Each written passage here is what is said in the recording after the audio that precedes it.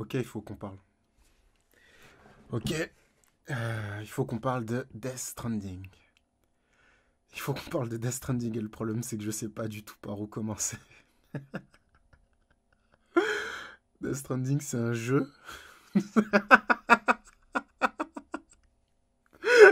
Ouais, je pense que ça fait une bonne façon d'entrer en matière. Non, plus sérieusement. Death...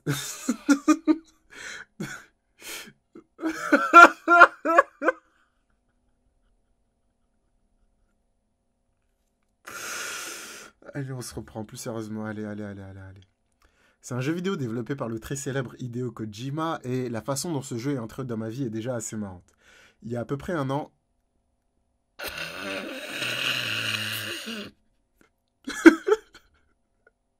putain, la malédiction d'être con, frère.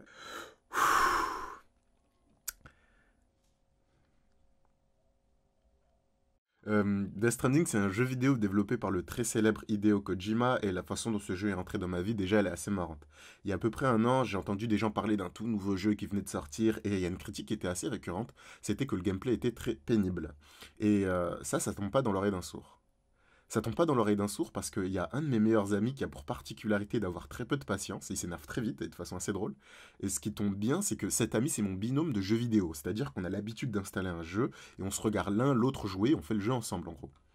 Donc je me suis dit, vas-y, je vais acheter Death Stranding juste pour la blague, on va installer le jeu, il va galérer 10 minutes, moi ça va me faire rire et fin de l'histoire. C'était comme ça que ça devait se passer. Sauf que, à l'instant où on lance le jeu, on voit la cinématique d'intro, il commence à jouer, là, il se passe un truc au plus profond de mon être. Et je m'explique. Que ce soit pour les jeux vidéo, la musique, la peinture, la littérature, peu importe, il y a des œuvres qui ne sont que des œuvres. Qu'elles soient géniales ou nullissimes, pour vous, ce ne sont que des œuvres. Et à l'opposé, il arrive que le destin mette sur notre chemin des œuvres qui, pour nous, finissent par être bien plus que ça. Dites-moi si je raconte n'importe quoi, dites-moi si je mens, mais par exemple, il y a des musiques qui, lors de votre première écoute, qui vous ont touché dès les premières notes. Dès les trois quatre premières notes, vous aviez déjà le cœur qui était en train de se pincer et vous saviez que vous étiez en présence d'un banger de fou furieux alors que vous avez entendu que trois quatre notes sur 5 minutes de son. Et j'ai envie de faire une métaphore filée sur le coup de foudre où t'es là, tu dis à la personne ce que tu ressens pour elle et que elle te répond merci, mais c'est pas normal de ressentir ça parce que ça fait pas super longtemps qu'on se connaît et que t'as envie de lui répondre mon ref. Je suis pas le genre de personne qui a besoin de mon temps pour savoir que je vais te fasciner par quelque chose pour les 72 prochaines années. Mais bon, bref, faut rapidement qu'on retourne au sujet de la vidéo parce que là on s'égare. Donc, Death Stranding. Death Stranding. Pour que vous compreniez véritablement la force, le poids de l'œuvre qu'on essaie tant que bien que mal d'aborder, ça, c'est un panneau textuel qui s'affiche avant même l'intro du jeu. La corde et le bâton sont deux des plus anciens outils de l'humanité. Le bâton pour repousser le mal et la corde pour attirer le bien à nous. Ils ont été nos premiers amis et le fruit de notre propre invention. Partout où il y a eu des humains, on y a retrouvé la corde et le bâton. Et ce texte que vous venez de lire, c'est pas des mots mis bout à bout au hasard pour faire genre ouh, texte pseudo-mystérieux. Non, c'est la citation d'un extrait d'une nouvelle intitulée Nawa de Kobo Abe, un écrivain japonais né en 1924 et mort en 1993, qu'on pourrait considérer comme l'équivalent nippon de Franz Kafka. Et ça, c'est pas rien. Et cette volonté de l'auteur d'incorporer dans son œuvre fictive et vidéoludique des véritables éléments culturels de notre monde, elle va prendre une proportion et un style qui va vous bouleverser. Je suis vraiment désolé si je fais dans l'hyperbole, mais si vous n'êtes pas le genre de gars qui a joué à tout et qui a déjà tout vu, même la dernière démo d'un studio indépendant basé en Laponie, si vous êtes juste un mec normal, il y a de fortes chances que Death Stranding change radicalement l'idée que vous avez du niveau de choc émotionnel et intellectuel qui est capable de faire naître en vous un jeu vidéo. Le simple fait de revoir les cinématiques et de m'imprégner à nouveau de cet univers, le simple fait d'écrire ces mots à l'instant où je vous parle, j'en ai les mains qui tremblent. Death Stranding est un jeu qui va se dérouler dans un monde similaire au nôtre, qui a été frappé par une catastrophe naturelle d'origine surnaturelle pour le coup, qui déjà va tuer beaucoup de gens, et qui va mener les survivants à devoir se réorganiser dans un monde où les règles du jeu ont été radicalement changées. S'abriter, se déplacer, communiquer, s'approvisionner et surtout survivre sont entre autres des concepts qui vont être intégralement repensés pour pouvoir affronter un monde devenu soudainement beaucoup plus hostile. Le jeu raconte sa genèse par la voix du personnage principal avec les mots suivants. Un jour, il y a eu une explosion. Un souffle qui créa le temps et l'espace. Un jour, il y a eu une explosion. Un souffle qui propulsa une planète dans cet espace. Un jour, il y a eu une explosion. Un souffle qui donna naissance à la vie que l'on connaît. Puis arriva une autre explosion. Il nous est présenté ici une chronologie romancée de l'univers qui va retracer en quelques mots toute l'histoire de l'existence et qui finit par aboutir à la catastrophe racontée dans le jeu. Et en plus de chercher à nous faire comprendre ce qu'il s'est passé, ce passage il est très intéressant car il met en exergue le fait que dans le cosmos, il se passe des choses. Le cosmos a sa propre histoire. Et dans cette histoire, quand on compare les échelles de temps, on n'est qu'un point insignifiant, une probable anomalie. Tellement anomalique qu'on a du mal à nous trouver un équivalent même en scrutant l'infinité des étoiles. Et ça, en psychanalyse, ça a un nom. Ils appellent ça une blessure narcissique. Une blessure narcissique, selon eux, c'est une souffrance qui se manifeste dans la psyché de l'homme quand il est mis en face d'une information qui va lui retirer tout amour-propre et sentiment d'importance. Copernic nous apprend que finalement l'homme n'est pas au centre de l'univers, Darwin émet la théorie que l'homme n'est que le fruit de l'évolution, Freud affirme que l'homme n'est pas le maître de son âme, et là, tout le monde sombre dans la dépression. Mais je vous rassure, Death Stranding, c'est peut-être une œuvre qui est parfois mélancolique, mais elle est loin, mais alors vraiment loin d'être pessimiste. Donc, la cinématique d'intro se lance, on a Daryl de Walking Dead sur une moto futuriste qui transporte des sortes de caissons, on a une pluie qui semble accélérer le vieillissement de ce qu'elle touche, et une créature invisible qui pourchasse notre héros. On a Léa Seydoux, oui c'est pas une blague, il y a vraiment Léa Seydoux dans le jeu, elle s'appelle Fragile, et petite parenthèse sur sa tenue, on peut faire le commentaire suivant. Tout veux-tu de cuir? Michael Jackson est de retour. Tout veux-tu de cuir? Ça caille doudou, ça qu'a fait mal. Là, t'es paré pour le froid avec ton cuir, mais quand je te vois, ça me fait penser. Désolé, j'étais obligé. Non, plus sérieusement. Donc, Fragile attrape notre héros par le bras et quand celui-ci s'en rend compte, il réagit de façon brusque et plus tard il sera dit qu'il est atteint d'aphenphosmophobie. Comme Guts, c'est marrant. Mais là où c'est quand même un peu plus grave, c'est que les monstres invisibles dans le jeu, quand ils se déplacent, ils laissent des empreintes en forme de traces de mains. Et quand le héros se met torse nu, on voit tout un tas d'empreintes de mains sur son corps, donc à ce moment-là, on sait pas vraiment ce que ça implique, mais on comprend qu'il a dû lui arriver des trucs pas vraiment agréables. Ensuite, on a Léa Seydoux en 4K qui mange des vers de terre, mais je vous rassure, mis dans le contexte, ça a parfaitement du sens. Et je vous ai pas parlé des larmes, et c'est important, faut pas que j'oublie ce passage. Parce que dans le jeu, il y a tout un truc très récurrent autour des larmes. Ils expliquent ça par une histoire d'allergie, mais j'ai l'impression qu'il y a aussi toute une métaphore autour du contact avec le concept même de la mort, et c'est terrorisant. Le jeu continue et on comprend que notre personnage est un livreur. Il livre des choses parfois sur de très longues distances, car les survivants de cette grande catastrophe ne vivent pas tous forcément au même endroit. Au contraire, ils sont parsemés dans ce qui reste des États-Unis. Et si c'est lui et pas un autre qui s'occupe de ces livraisons, c'est pour deux raisons. La première, c'est qu'il fait partie des rares personnes à avoir développé une aptitude qu'ils appellent le Doom, qui permet notamment de ressentir la présence des échoués, les fameuses créatures invisibles. Et la deuxième, c'est que notre héros est un grand solitaire, il n'est pas particulièrement misanthrope, mais il semble être plus à l'aise seul loin de tout plutôt qu'en présence de gens. Et aussi un truc très particulier chez lui, c'est son nom, il s'appelle Samuel Porter Bridges. Porter, ça s'apparente au mot porter, ce qui fait référence à sa fonction de livreur. Samuel est un prénom d'origine biblique dans laquelle il est mentionné comme un personnage étant appelé à jouer un rôle exceptionnel pendant une période de crise et de transition. Et bridges, c'est le mot anglais qui désigne les ponts, car en effet, ce que sa mère adoptive va attendre de lui dans sa dernière volonté, c'est qu'il utilise ses aptitudes pour devenir le pont entre les gens qui sont isolés et qui en souffrent, recréer le lien entre les gens pour essayer de reformer un semblant de pays.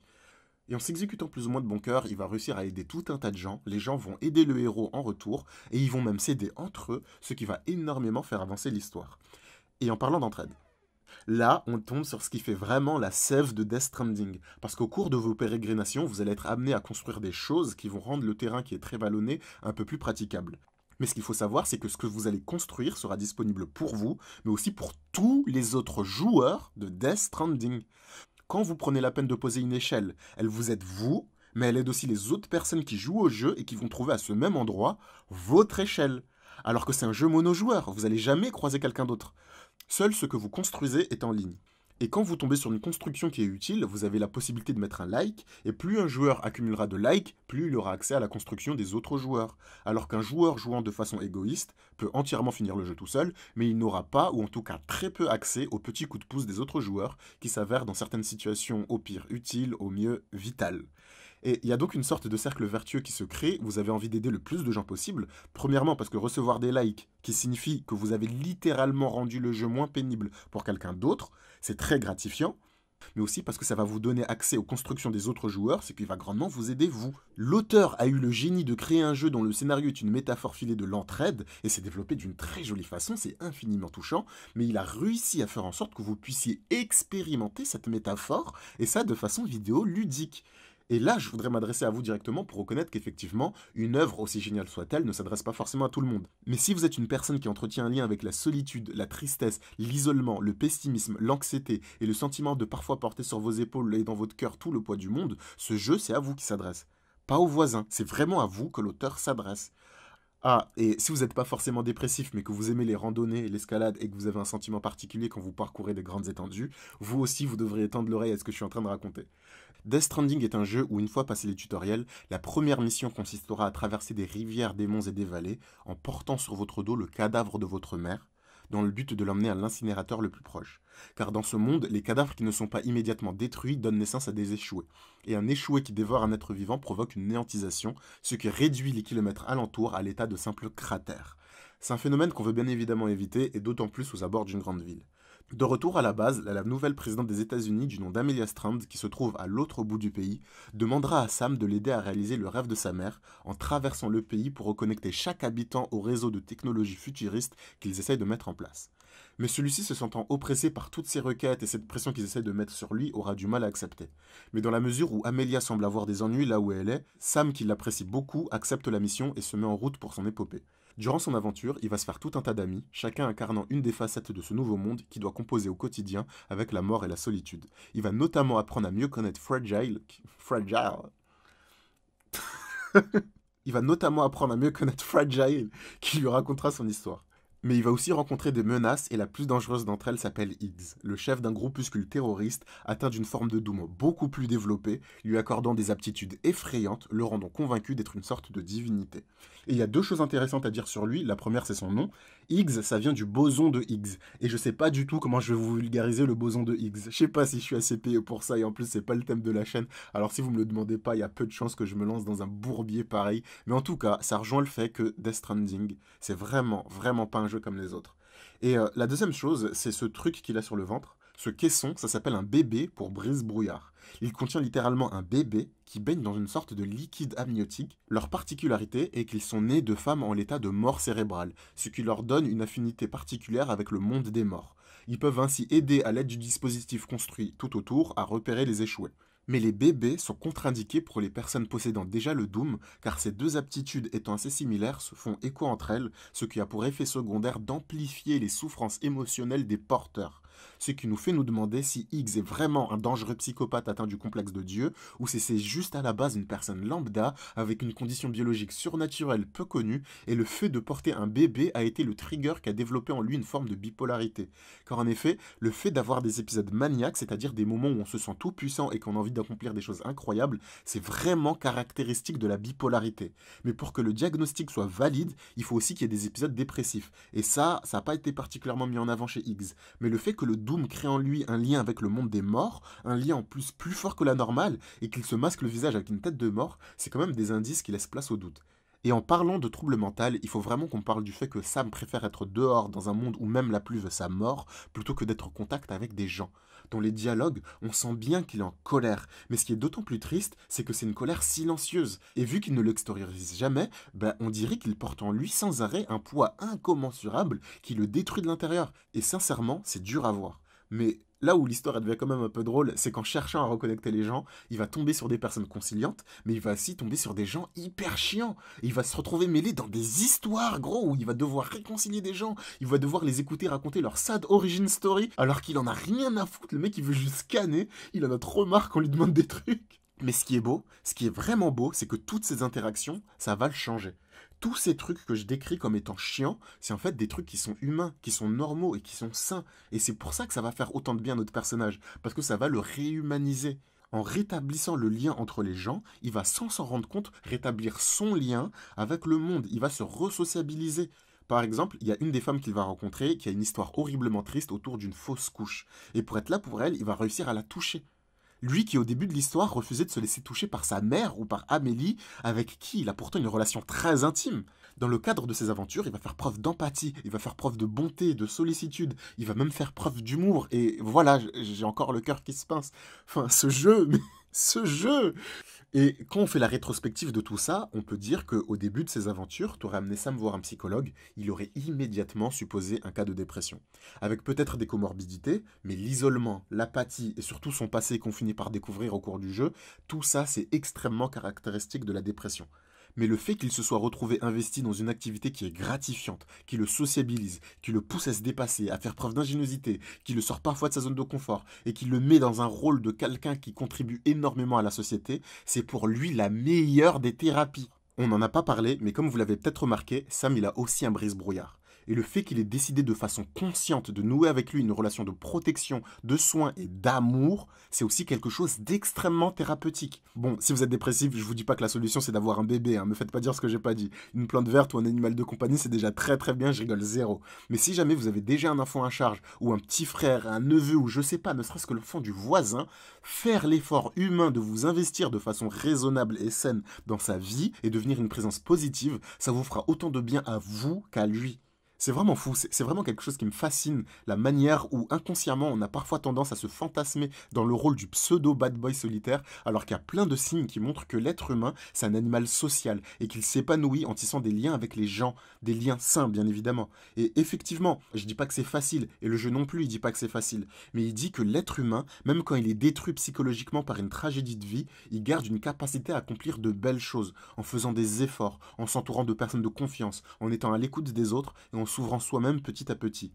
Et attention, je suis pas en train de vous vendre une pseudo happy ending à 2 balles, hein. Personnellement, moi je reste convaincu que la vie c'est un cauchemar. C'est un cauchemar sans nom. T'écoutes des gens se confier, tu réalises qu'il y a des gens, à cette là de ce que je vais dire, mais t'as l'impression qu'ils vivent un enfer, ils vivent l'enfer sur Terre, c'est n'importe quoi. Donc oui, la vie elle est horrible, mais dire qu'on n'a absolument aucun outil pour l'affronter, c'est pas vrai. On peut, par la force de notre caractère, rendre la vie un peu moins désagréable pour notre entourage et pour nous-mêmes.